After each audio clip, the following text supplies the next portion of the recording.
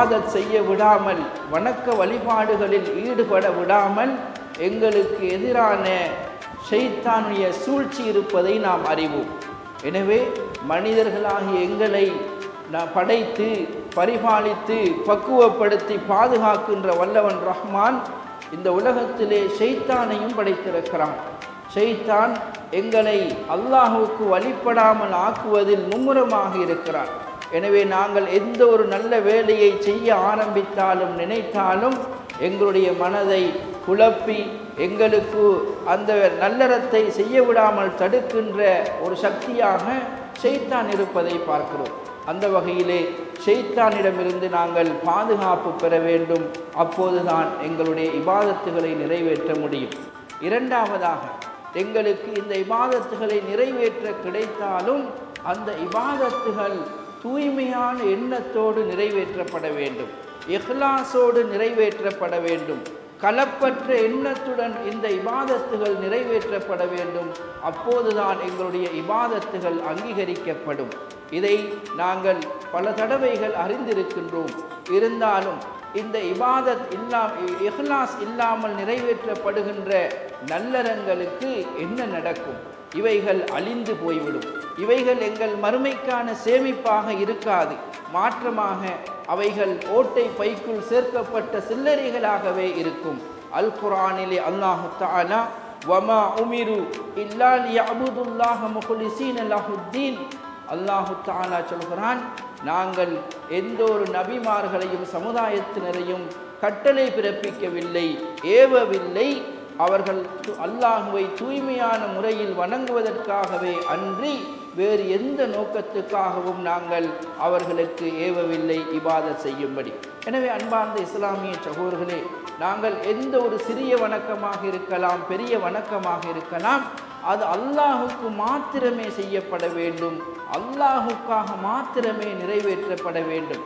அந்த நிறைவேற்றப்படுகின்ற எண்ணத்தில் செயற்பாடுகளில் அல்லாஹுவை அன்றி வேறு யாராவது கலந்துவிட்டால், எதிர்பார்க்கப்பட்டால் அல்லது அதிலே சேர்ந்து விட்டால் அது இணை வைப்பாக மாறிவிடும். அந்த அமல்களை அல்லாஹ் அங்கீகரிக்க மாட்டான், அவற்றை ஏற்றுக்கொள்ள மாட்டான். எனவேதான் ஸல்லல்லாஹு அலைஹி வஸல்லம் அவர்கள் சொன்னார்கள், அஹ்வஃபு மா அஹாஃபு அலைக்கும் அஷ்ஷிர்குல் அஸ்கர். என் அருமை தோழர்களே, உங்கள் மீது நான் பயப்படுவதெல்லாம் வேறு ஒன்றுக்காகவும் அல்ல, சிறிய இணை வைப்பைத்தான் உங்கள் மீது நான் பயப்படுகிறேன் என்றார்கள்.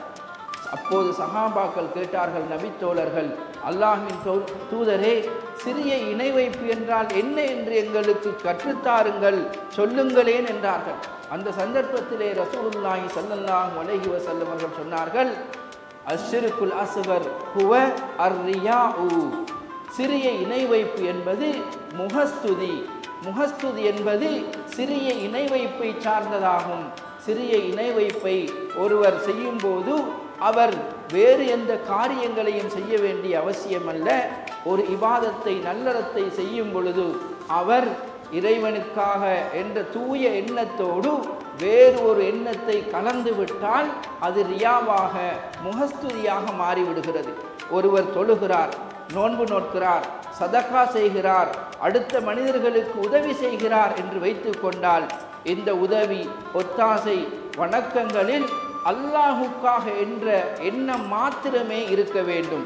இந்த எண்ணத்தோடு சேர்ந்து மனிதர்கள் என்னை நல்லவர் என்று சொல்ல வேண்டும், புகழ வேண்டும், என்னை பாராட்ட வேண்டும், எனக்கு நல்ல பெயர் கிடைக்க வேண்டும் என்ற எண்ணத்தோடு எங்களுடைய இபாதத்துகளில் ஏதாவது ஒன்றை நாங்கள் செய்துவிட்டால் அது முகஸ்துதியாக மாறிவிடுகிறது. அந்த முகஸ்துதி தான் சிறிய ஷிர்க் என்று அல்லாஹ்வின் தூதர் ஸல்லல்லாஹு அலைஹி வஸல்லம் அவர்கள் சொன்னார்கள். எனவே அன்பார்ந்தவர்களே, எங்களுடைய இபாதத்துகளை அமல்களை பாதுகாத்து கொள்வது கஷ்டம். ஒரு முறை ஒரு சஹாபி, ஒரு நபித்தோழர் வந்து, அல்லாஹ்வின் தூதரே, நான் அல்லாஹுவை வணங்கி வழிபடுவது அல்லாஹுக்காக என்ற எண்ணத்தோடு இருக்கிறது. ஆனால் எனக்கு அந்த இபாதத்துகளை நிறைவேற்றும் பொழுது மனிதர்கள் என்னை புகழ வேண்டும், மனிதர்கள் என்னை பாராட்ட வேண்டும் என்ற எண்ணமும் தோன்றிவிடுகிறதே. இதற்கு நான் என்ன செய்ய வேண்டும் என்று அல்லாஹ்வின் தூதரிடம் நபித்தோழர் ஒருவர் கேட்டார். அதற்கு அல்லாஹ்வின் தூதர் ஸல்லல்லாஹு அலைஹி வஸல்லம் அவர்கள் விடையளிப்பதற்கு இடையில் ஒரு திருமறை வசனத்தை அல்லாஹ் தஆலா இறக்கி வைத்தார். அந்த திருமறை வசனம்தான் ஃபமன் கான யர்ஜூ லிகாஅ ரப்பிஹ் ஃபல்யஅமல் அமலன் ஸாலிஹா வலா யுஷ்ரிக பிஇபாதத்தி ரப்பிஹி அஹதா.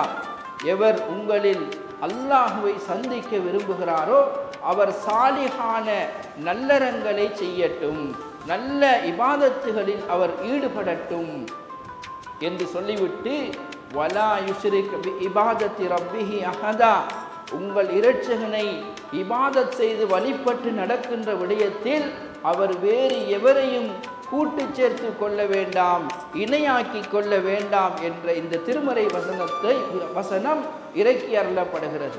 அன்பார்ந்தவர்களே, பாருங்கள், இந்த நபித்தோழர் கேட்கிறார், அல்லாஹ்வின் தூதரே, நான் அல்லாஹுவை வணங்குகிறேன், இபாதத்துகளில் ஈடுபடுகிறேன், அது அல்லாஹுக்கு மாத்திரமே இருக்க வேண்டும் என்றும் நான் விரும்புகிறேன். ஆனால் இடையில் எனக்கு மனிதர்களுடைய புகழ், மனிதர்கள் என்னை புகழ்வது, முகஸ்துதியும் எனக்கு ஏற்பட்டு விட வேண்டும் என்று நான் விரும்புகிறேன். என்னுடைய மனம் அப்படி சொல்கிறது. அல்லாஹும் இதற்கு கூலி தர வேண்டும், மனிதர்களுடைய பேரும் புகழும் பாராட்டும் எனக்கு கிடைக்க வேண்டும், 4 பேர் என்னை புகழ வேண்டும் என்று நான் ஆசைப்படுகிறேன். இந்த இபாதத் அல்லாஹ்விடம் ஏற்றுக்கொள்ளப்படுமா என்று கேட்ட கேள்விக்கு இறக்கப்பட்ட திருமறை வசனம் என்ன? உங்களில் எவர் அல்லாஹ்வை சந்திக்க விரும்புகிறாரோ அவர் சாலிஹான அமல் செய்யட்டும். சாலிஹான அமல் என்றால் என்ன? அது தூய்மையான எண்ணத்துடன், கலப்பற்ற எண்ணத்துடன், அல்லாஹுக்காக மாத்திரம் செய்யப்படுகின்ற அமல், இபாதத் மாத்திரமே தூய்மையான சாலிஹான அமல் என்ற அந்த வரையறைக்குள் வந்து விடுகிறது.